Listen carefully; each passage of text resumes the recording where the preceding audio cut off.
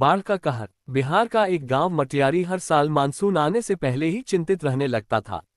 गांव के बुजुर्गों की आंखों में डर साफ झलकता था, क्योंकि उन्होंने अपनी जिंदगी में कई बार बाढ़ का भयानक रूप देखा था। इस बार भी जुलाई का महीना शुरू होते ही बारिश तेज हो गई। गंडक, कोसी और बागमती बकरा नदियों का जलस्तर लगातार बढ़ रहा था। गांव के लोग रोज रेडियो पर मौसम की खबरें सुनते और आसमान की ओर देखते रहते। बाढ़ का आगमन। एक रात अचानक आसमान से पानी की मोटी धाराएं बरसने लगीं।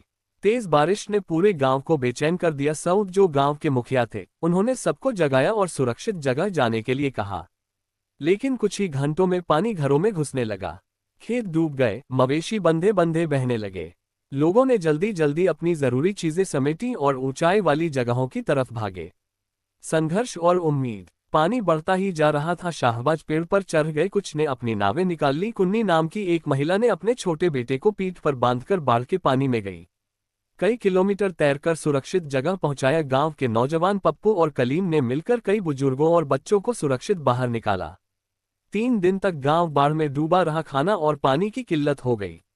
सरकार की तरफ से राहत दल आए, लेकिन वो भी देर से पहुंचे। फिर भी गांव वालों ने एक दूसरे की मदद से मुश्किल घड़ी का सामना किया।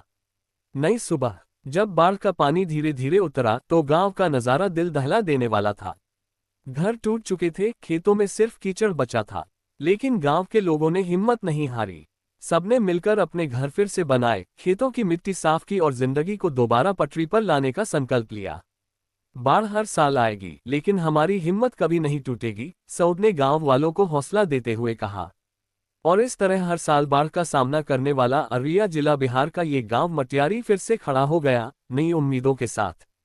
यही तक का कहानी था और आगे हमारे चैनल पर बने रहिए और भी अच्छी अच्छी कहानियां सुनाते रहेंगे। बहुत बहुत धन्यवाद।